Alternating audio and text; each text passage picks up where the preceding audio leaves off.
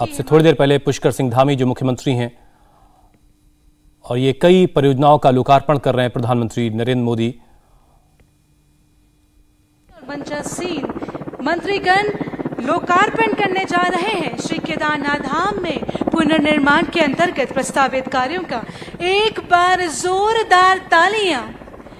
जिन 5 योजनाओं का लोकार्पण किया जा रहा है वो है श्री आदि गुरु 5 परियोजनाओं का लोकार्पण प्रधानमंत्री के हाथों से हो रहा है। एकदम से कायाकल्प कर दिया गया है केदारनाथ का।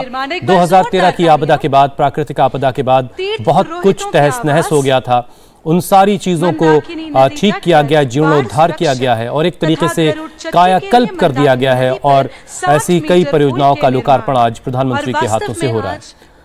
आदि शंकराचार्य की समाधि पूरी तरह से तहस नहस हो गई थी।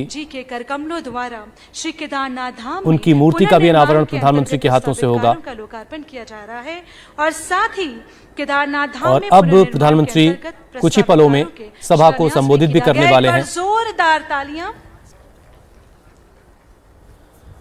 पुष्कर सिंह धामी कुछ देर पहले बोल रहे थे और अब प्रधानमंत्री सभा को संबोधित करेंगे। गुरमीत सिंह राज्यपाल, मुख्यमंत्री पुष्कर सिंह धामी उनके साथ साथ मौजूद हैं प्रधानमंत्री के। आज सुबह करीब 8:15 बजे प्रधानमंत्री केदारनाथ धाम पहुंचे थे और पूजा अर्चना के बाद अलग अलग कार्यक्रमों में शामिल हुए और अब वो उन्होंने लोकार्पण किया है उन तमाम योजनाओं का, परियोजनाओं का जो वहां चल रही थी, जिसकी वजह से केदारनाथ धाम की शक्ल सूरत बिल्कुल बदल चुकी है। और अब प्रधानमंत्री बोल रहे हैं।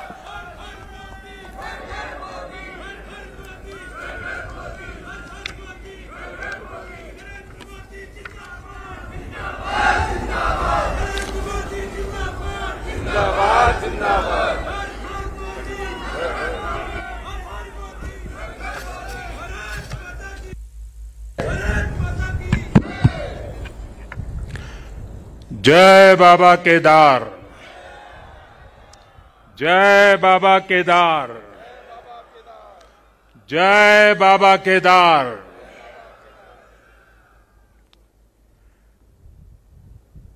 दैवीय आभा से सुसज्जित इस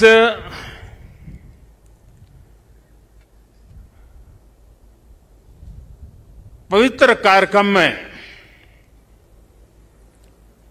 हमारे साथ मंच पर उपस्थित सभी वरिष्ठ महानुभाव, इस पावन पवित्र भूमि पर पहुंचे हुए सभी श्रद्धालुगण, आप सबको आदरपूर्वक मेरा नमस्कार।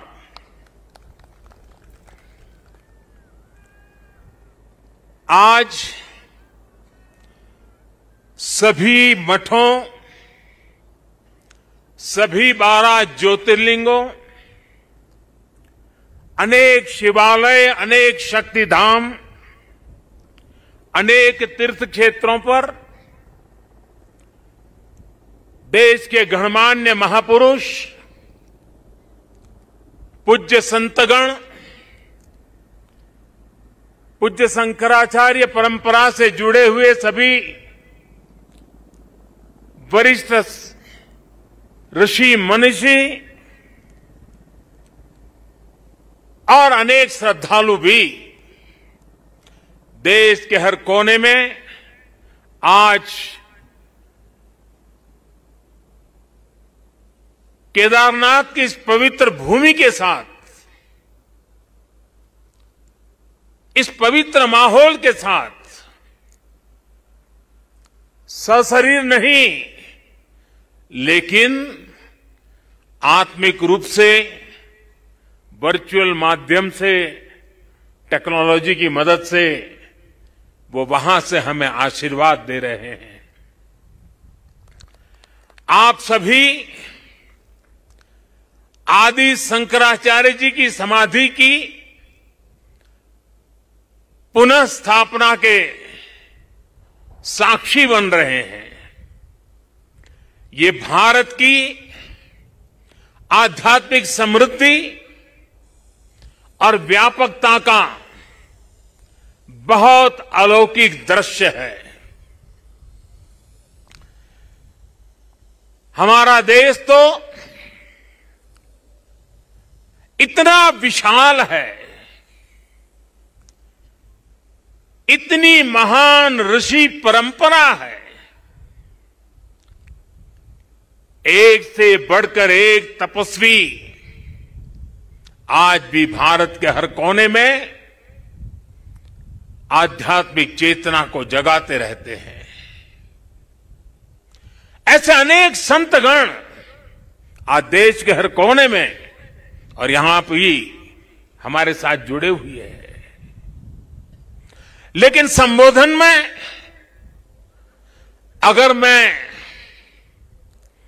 सिर्फ उनका नामोल्लेख करना चाहूं तो भी शायद एक सप्ताह कम पड़ जाएगा, और अगर एकाध नाम छूट गया तो शायद मैं जीवन भर किसी पाप के बोझ में दब जाऊंगा। मेरी इच्छा होते हुए भी मैं इस समय सभी का नामोल्लेख नहीं कर पा रहा हूं, लेकिन मैं उन सबको आदरपूर्वक प्रणाम करता हूं। वे जहां से इस कार्यक्रम में जुड़े हैं, उनके आशीर्वाद हमारी बहुत बड़ी शक्ति है। अनेक पवित्र कार्य करने के लिए उनके आशीर्वाद हमें एक शक्ति देंगे, ये मेरा पूरा भरोसा है। हमारे यहां कहा जाता है, आवाहनम न जानामि, न जानामि विसर्जनम, पूजनम चैव न जानामि क्षमस्व परमेश्वरम। इसलिए मैं हृदय से ऐसे सभी व्यक्तियों से माफी मांगते हुए इस पुण्य अवसर पर देश के कोने कोने से जुड़े शंकराचार्य, ऋषिगण, महान संत परंपरा के सभी अनुयायी, आप सबको यहीं से प्रणाम करके मैं आपका आशीर्वाद मांगता हूं।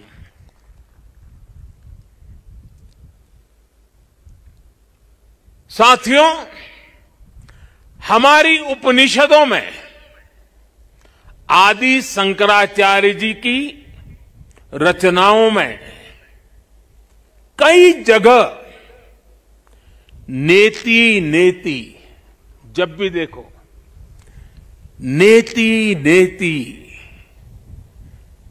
एक ऐसा भाव विश्व, नेति नेति कहकर एक भाव विश्व का विस्तार दिया गया है।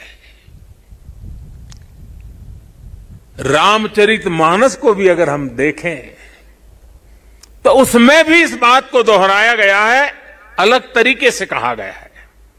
रामचरितमानस में कहा गया है कि अभिगत अकथ अपार, अभिगत अकथ अपार, नेति नेति नित निगम कह, नेति नेति नित निगम कह। अर्थात कुछ अनुभव इतने अलौकिक, इतने अनंत होते हैं कि उन्हें शब्दों से व्यक्त नहीं किया जा सकता। बाबा केदारनाथ की शरण में आकर जब भी आता हूं, यहां के कण कण से जुड़ जाता हूं। यहाँ की हवाएं, ये हिमालय की चोटियां, ये बाबा केदार का सानिध्य न जाने कैसी अनुभूति की तरफ खींच के ले चला जाता है, जिसके लिए मेरे पास शब्द है ही नहीं। दीपावली के पवित्र पर्व पर कल मैं सीमा पर अपने सैनिकों के साथ था और आज तो ये सैनिकों की भूमि पर हूं। मैंने त्योहारों की खुशियां मेरे देश के जवान वीर सैनिकों के साथ बांटी। देशवासियों का प्रेम का संदेश, देशवासियों की उनके प्रति श्रद्धा, देशवासियों के उनके आशीर्वाद, 130 करोड़ आशीर्वाद लेकर के मैं कल सेना के जवानों के बीच गया था। और आज मुझे गोवर्धन पूजा के दिन, और गुजरात के लोगों के लिए तो आज नया वर्ष है,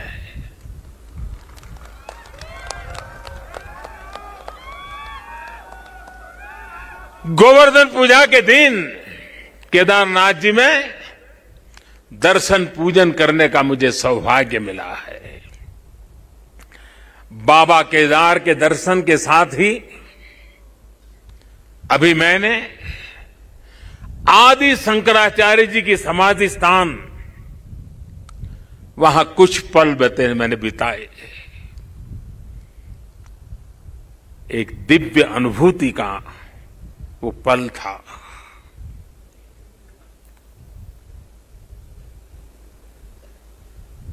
सामने बैठते ही लग रहा था कि आदि शंकर की आंखों से वो तेज पुंज, वो प्रकाश पुंज प्रवाहित हो रहा है, जो भव्य भारत का विश्वास जगा रहा है। शंकराचार्य जी की समाधि एक बार फिर और अधिक दिव्य स्वरूप के साथ हम सबके बीच है। इसके साथ ही सरस्वती तट पर घाट का निर्माण भी हो चुका है और मंदाकिनी पर बने पुल से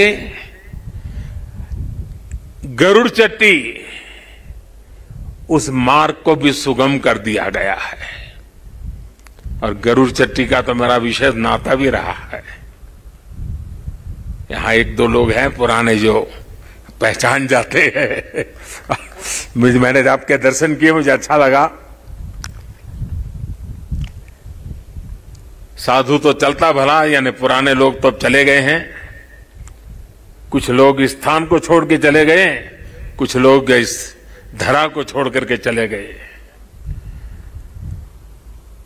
अब मंदाकिनी के किनारे बाढ़ से सुरक्षा के लिए जिस दीवार का निर्माण किया गया है, इससे श्रद्धालुओं की यात्रा अब और सुरक्षित होगी। तीर्थ पुरोहितों के लिए नए बने आवासों से उन्हें हर मौसम में सुविधा होगी। भगवान केदारनाथ की सेवा उनके लिए अब कुछ सरल होगी, कुछ आसान होगी। और मैंने तो पहले देखा है, कभी प्राकृतिक आपदा आ जाती थी तो यात्री यहां फंस जाते थे, तो इन पुरोहितों के घरों में ही एक एक कमरे में इतने लोग अपना समय बिताते थे। और मैं देखता था ये हमारे पुरोहित खुद बाहर ठंड में ठिठुरते थे, लेकिन अपने जो यजमान आते थे, जो अपने उनकी चिंता करते थे। मैंने सब देखा हुआ है, उनके भक्तिभाव को मैंने देखा हुआ है। अब उन मुसीबतों से उनको मुक्ति मिलने वाली है। साथियों, आज यहां यात्री सेवाओं और सुविधाओं से जुड़ी कई योजनाओं का शिलान्यास भी हुआ है। पर्यटक सुविधा केंद्र का निर्माण हो, यात्रियों की और इस इलाके के लोगों की सुविधा के लिए आधुनिक अस्पताल हो, सारी सुविधाओं वाला अस्पताल हो, रेंज सेंटर हो, ये सभी सुविधा श्रद्धालुओं की सेवा का माध्यम बनेगी। उनके तीर्थाटन को अब कष्ट से मुक्त, केदार से युक्त, जय भोले के चरणों में लीन होने का यात्रियों को एक सुखद अनुभव होगा। साथियों, बरसों पहले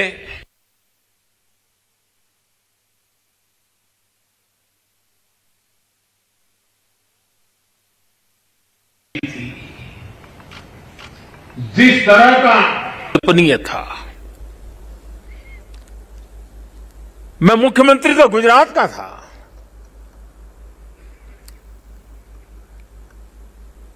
लेकिन मैं अपने आप को रोक नहीं पाया था। मैं यहां दौड़ा चला आया था। मैंने अपनी आंखों से उस तबाही को देखा था, उस दर्द को देखा था। जो लोग यहां आते थे वो सोचते थे कि क्या अब ये हमारा केदार धाम या हमारा केदारपुरी फिर से उठ खड़ा होगा क्या? लेकिन मेरे भीतर की आवाज कह रही थी, ये पहले से अधिक आन बान शान के साथ खड़ा होगा।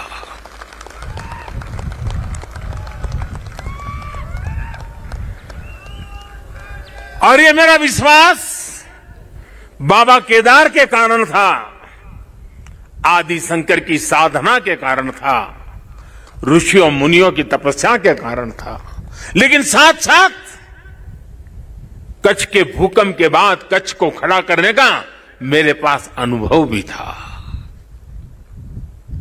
और इसलिए मेरा विश्वास था, और आज वो विश्वास अपनी आंखों से साकार हुआ देखना, इससे बड़ा जीवन का क्या संतोष हो सकता है।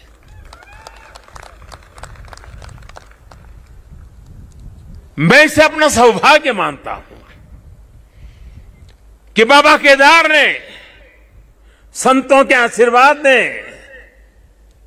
इस पवित्र धरती ने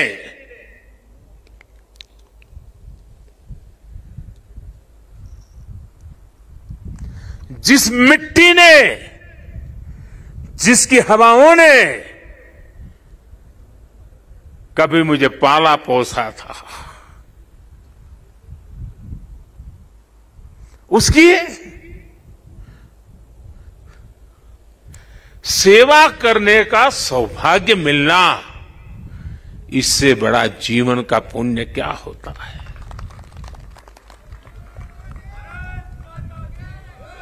इस आदि भूमि पर शाश्वत के साथ आधुनिकता का ये मेल, विकास के ये काम भगवान शंकर की सहज कृपा का ही परिणाम है। ये ईश्वर नहीं क्रेडिट ले सकता, इंसान क्रेडिट नहीं ले सकता, ईश्वर कृपा ही इसकी हकदार है।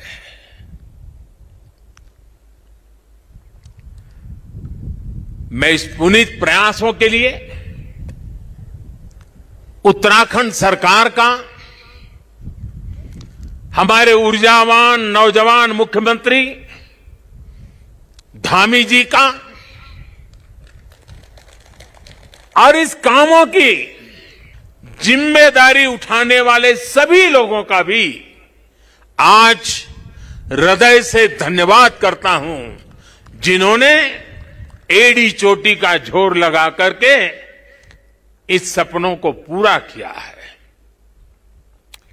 मुझे पता है यहां बर्फबारी के बीच भी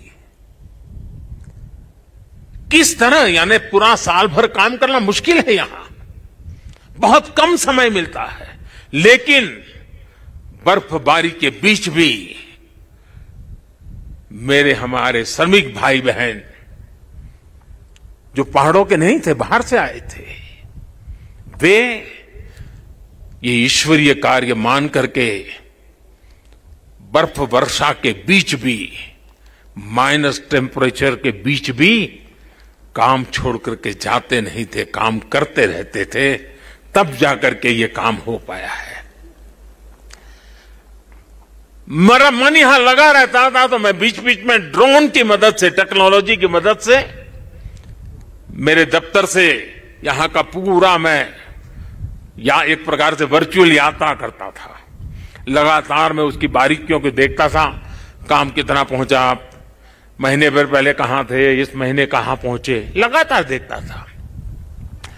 मैं केदारनाथ मंदिर के सभी रावल और सभी पुजारियों का भी आज विशेष रूप से आभार प्रकट करना चाहता हूं, क्योंकि उनके सकारात्मक रवैये के कारण, उनके सकारात्मक प्रयासों के कारण, और उन्होंने परंपराओं का जो हमारा मार्गदर्शन करते रहे, उसके कारण हम इस पुरानी विरासत को भी बचा पाए और आधुनिकता भी ले पाए। और इसके लिए मैं इन पुजारियों का, रावल परिवारों का हृदय से आभार व्यक्त करता हूं। आदि शंकराचार्य जी के विषय में हमारे विद्वानों ने कहा है, शंकराचार्य के लिए हर विद्वान ने कहा है, शंकरो शंकरः साक्षात, अर्थात आचार्य शंकर साक्षात भगवान शंकर का ही स्वरूप थे। ये महिमा, ये देवत्व आप उनके जीवन के हर क्षण हम अनुभव कर सकते हैं। उसकी तरफ जरा नजर करें तो सारी स्मृतियां सामने आ जाती हैं। छोटी सी उम्र में, बालक उम्र में अद्भुत बोध, बाल उम्र से ही शास्त्रों का, ज्ञान का, विज्ञान का निरंतर चिंतन, और जिस उम्र में एक साधारण मानवी साधारण रूप से संसार की बातों को थोड़ा देखना समझना शुरू करता है, थोड़ी जागृति का प्रारंभ होता है, उस उम्र में वो वेदांत की गहराई को, उसके गुढ़ार्थ को सांगोपांग विवेचन, उसकी व्याख्या अविरत रूप से किया करते थे। ये शंकर के भीतर साक्षात शंकरत्व का जागरण के सिवा कुछ नहीं हो सकता है। ये शंकरत्व का जागरण था। जहां संस्कृत और वेदों के बड़े बड़े पंडित यहां भी बैठे हैं और वर्चुअली भी हमारे साथ जुड़े हैं। आप जानते हैं कि शंकर का संस्कृत में अर्थ बड़ा सरल है। शंकर का अर्थ संस्कृत में होता है शम करोति स शंकर, यानी जो कल्याण करे वही शंकर है। इस कल्याण को भी आचार्य शंकर ने प्रत्यक्ष प्रमाणित कर दिया था। उनका पूरा जीवन जितना असाधारण था, उतना ही वो जनसाधारण के कल्याण के लिए समर्पित थे। भारत और विश्व के कल्याण के लिए अहर्निश अपनी चेतना को समर्पित करते रहते थे। जब भारत राग द्वेष के भंवर में फंस करके अपनी एकजुटता को खो रहा था, तब यानी कितना दूर का संत देखते हैं, तब शंकराचार्य जी ने कहा था, नमे द्वेष रागो, नमे द्वेष रागो, नमे लोभ मोह, मदो नैव मैं नैव मात्सर्य भाव। अर्थात राग द्वेष, लोभ मोह, ईर्ष्या, अहम, ये सब हमारा स्वभाव नहीं है। जब भारत की जाति पंथ की सीमाओं से बाहर देने की शंकाओं आशंकाओं को ऊपर उठने की मानव जात को जरूरत थी, तब समाज में चेतना फूकी और आदि शंकर ने कहा, न मे मृत्यु शंका न मे जाति भेद, यानी नाश विनाश की शंकाएं जात पात के भेद से हमारी परंपरा का कोई लेना देना नहीं है, हिस्सा नहीं है।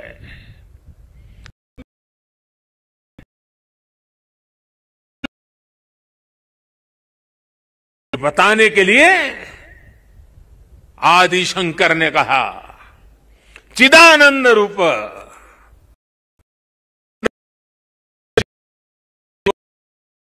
आनंद रूप शिवोहम शिवोहम, अर्थात आनंद स्वरूप शिव हम ही है। जीवत्व से ही शिवत्व है। और अद्वैत का सिद्धांत, कभी कभी अद्वैत के सिद्धांत को समझाने के लिए बड़े बड़े ग्रंथों की जरूरत पड़ती है। मैं तो इतना विद्वान नहीं हूं, मैं तो सरल भाषा में अपनी बात समझता हूं और मैं इतना ही कहता हूं, जहां द्वैत नहीं है वही तो अद्वैत है। शंकराचार्य जी ने भारत की चेतना में फिर से प्राण फूके और हमें हमारी आर्थिक परमार्थिक उन्नति का मंत्र दिया। उन्होंने कहा, ज्ञान विहीन, देखिए ज्ञान की उपासना की महिमा हमारा कितना महत्व रखता है। ज्ञान विहीन सर्वमतेन मुक्तिम न भजति जन्मशतेन, यानी दुख कष्ट और कठिनाइयों से हमारी मुक्ति का एक ही मार्ग है और वो है ज्ञान। भारत की ज्ञान की, विज्ञान और दर्शन की जो कालातीत परंपरा है, उसे आदि शंकराचार्य जी ने फिर से पुनर्जीवित किया, चेतना भर दी। साथियों, एक समय था जब अध्यात्म को, धर्म को केवल रूढ़ियों से जोड़कर, कुछ ऐसी गलत मर्यादा और कल्पनाओं में जोड़कर देखा जाने लगा था। लेकिन भारतीय दर्शन तो मानव कल्याण की बात करता है, जीवन को पूर्णता के साथ, होलिस्टिक अप्रोच के साथ, होलिस्टिक वे में देखता है। आदि शंकराचार्य जी ने समाज को इस सत्य से परिचित कराने का काम किया। उन्होंने पवित्र मठों की स्थापना की, 4 धामों की स्थापना की, 12 ज्योतिर्लिंगों का पुनर्जागृति का काम किया। उन्होंने सब कुछ त्याग कर देश, समाज और मानवता के लिए जीने वालों की एक सशक्त परंपरा खड़ी की। आज उनके अधिष्ठान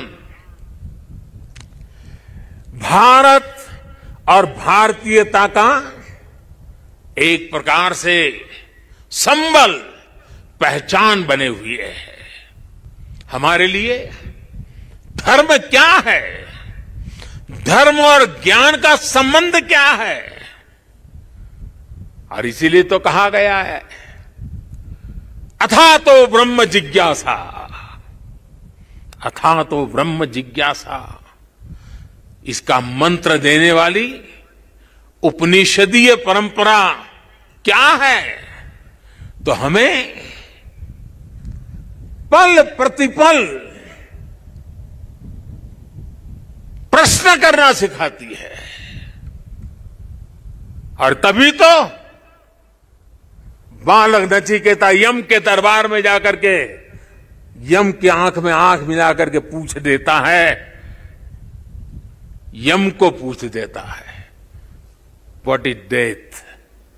मृत्यु क्या है बताओ? प्रश्न पूछना, ज्ञान अर्जित करना, अथा तो धर्म जिज्ञासा। हमारी इस विरासत को हमारे मठ हजारों सालों से जीवित रखे हुए हैं, उसे समृद्ध कर रहे हैं। संस्कृत हो, संस्कृत भाषा में वैदिक गणित जैसे विज्ञान हो, इस मठों ने, हमारे शंकराचार्य की इस परंपरा ने इन सब का संरक्षण कर पीढ़ी दर पीढ़ी मार्ग दिखाने का काम किया है। मैं समझता हूं आज के इस दौर में आदि शंकराचार्य जी का सिद्धांत और ज्यादा प्रासंगिक हो गए हैं। साथियों, हमारे यहां सदियों से 4 धाम यात्रा का महत्व रहा है।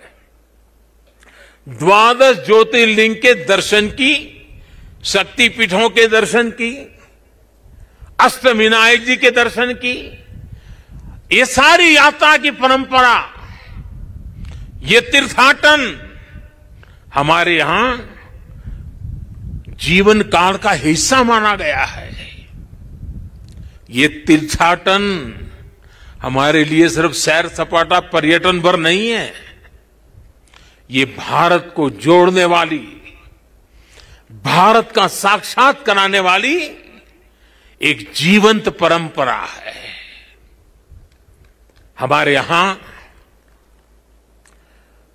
हर किसी को, कोई भी व्यक्ति होगा, उसकी इच्छा होती है कि जीवन में कम से कम एक बार 4 धाम जरूर हो लें, 12 ज्योतिर्लिंग का दर्शन जरूर कर ले, मां गंगा में एक बार डुबकी जरूर लगा दे।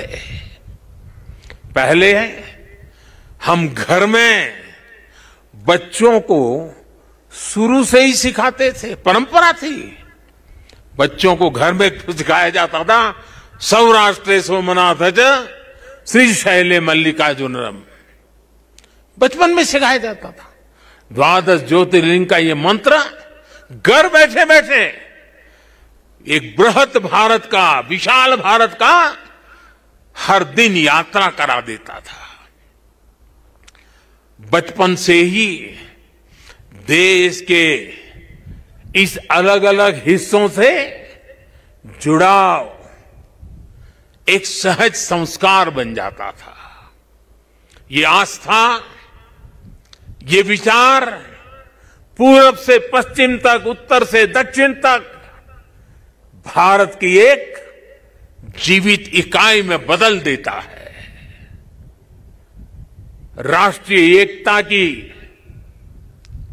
ताकत को बढ़ाने वाला एक भारत श्रेष्ठ भारत का भव्य दर्शन सहज जीवन व्यवस्था का हिस्सा था। बाबा केदारनाथ के दर्शन करके हर श्रद्धालु एक नई ऊर्जा लेकर जाता है। साथियों, आदि शंकराचार्य की विरासत को, इस चिंतन का आज देश अपने लिए एक प्रेरणा के रूप में देखता है। अब हमारी संस्कृति के, हमारी इस विरासत को,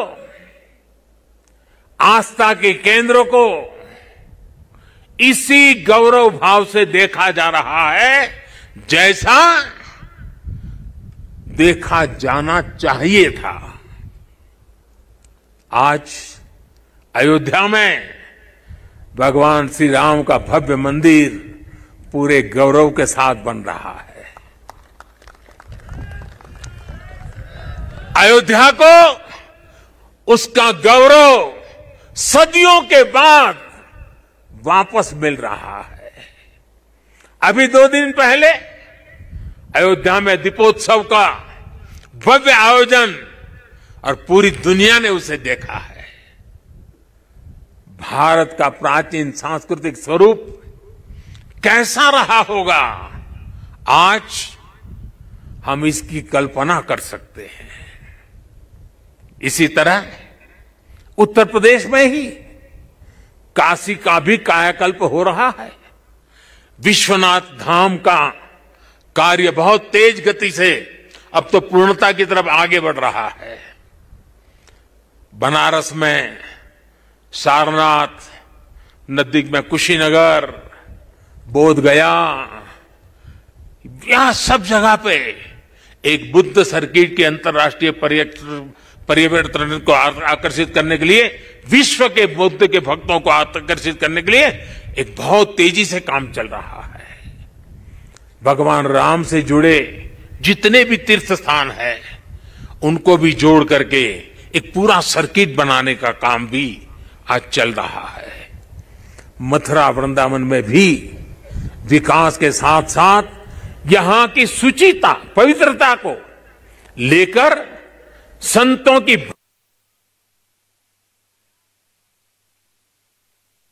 आधुनिकता की तरफ मोड़ दिया जा रहा है।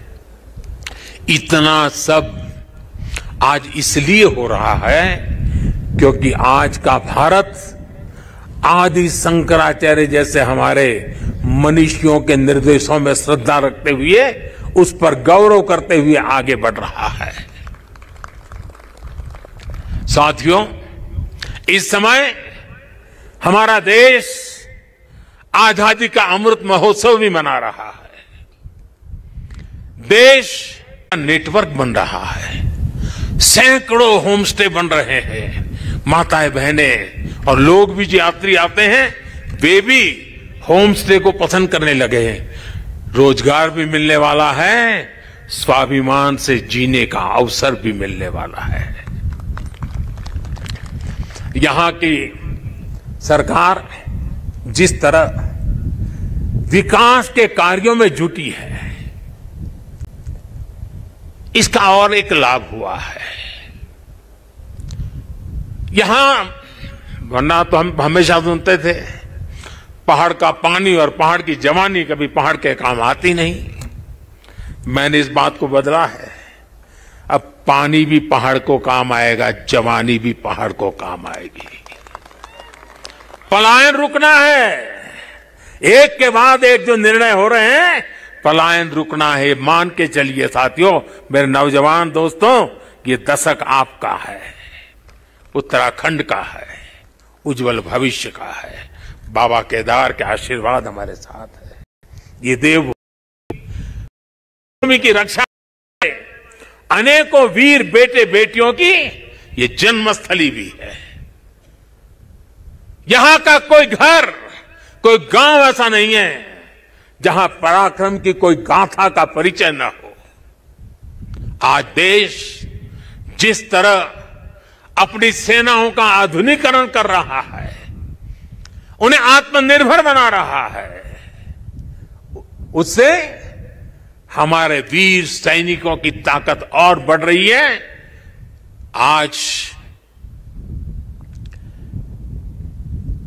उनकी जरूरत को, उनकी अपेक्षाओं को, उनके परिवार की आवश्यकताओं को बहुत प्राथमिकता देकर के काम किया जा रहा है। ये हमारे ही सरकार है जिसने वन रैंक वन पेंशन की 4 दशक पुरानी मांग को पिछली शताब्दी की मांग इस शताब्दी में मैंने पूरी की। मुझे संतोष है, मेरे देश की सेना के जवानों के लिए मुझे सेवा करने का मौका मिला। इसका लाभ तो उत्तराखंड के करीब करीब हजारों परिवारों को मिला है, निवृत्त सैनिक परिवारों को मिला हुआ है। साथियों, उत्तराखंड ने कोरोना के खिलाफ लड़ाई में जिस तरह का अनुशासन दिखाया, वो भी बहुत अभिनंदनीय है, सराहनीय है। भौगोलिक कठिनाइयों को पार कर आज उत्तराखंड ने उत्तराखंड के लोगों को 100% सिंगल डोज का लक्ष्य हासिल कर लिया है। ये उत्तराखंड को ताकत का दर्शन कराता है, उत्तराखंड के सामर्थ्य को दिखाता है। और जो लोग पहाड़ों से परिचित हैं ना, उनको पता है कि काम आसान नहीं होता है। घंटों घंटों तक पहाड़ की चोटियों पर जाकर के 2 या 5 परिवार को वैक्सीनेशन दे करके रात रात चल करके घर पहुंचना होता है। कष्ट कितना होता है मैं अंदाज लगा सकता हूं। उसके बाद भी उत्तराखंड ने काम किया है। क्यों? उत्तराखंड के एक एक नागरिक की जिंदगी बचानी है। और इसके लिए मुख्यमंत्री जी, आपको, आपकी टीम को मैं बधाई देता हूं। आज मुझे विश्वास है कि जितनी ऊंचाइयों पर उत्तराखंड बसा है, जितनी ऊंचाइयों पर उत्तराखंड बसा है, उससे भी ज्यादा ऊंचाइयों को मेरा उत्तराखंड हासिल करके रहेगा।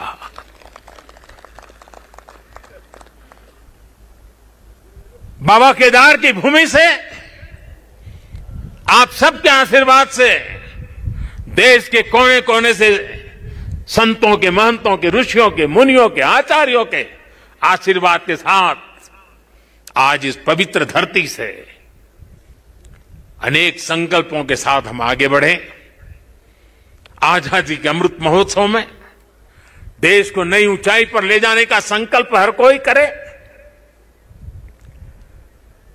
दिवाली के बाद एक नया उमंग, नया प्रकाश, नई ऊर्जा हमें नया करने की ताकत दें। मैं एक बार भगवान केदारनाथ के चरणों में, आदि शंकराचार्य जी के चरणों में प्रणाम करते हुए आप सभी को मैं एक बार फिर दिवाली के इस महापर्व से लेकर के छठ पूजा तक अनेक पर्व आ रहे हैं, अनेक पर्वों के लिए अनेक अनेक शुभकामनाएं देता हूं। मेरे साथ प्यार से बोलिए, भक्ति से बोलिए, जी भर करके बोलिए, जय केदार, जय केदार, जय केदार। धन्यवाद। इंडिया टीवी हर वक्त हर जगह डाउनलोड करने के लिए सर्च करें India TV news Google play store या ऐप स्टोर पर।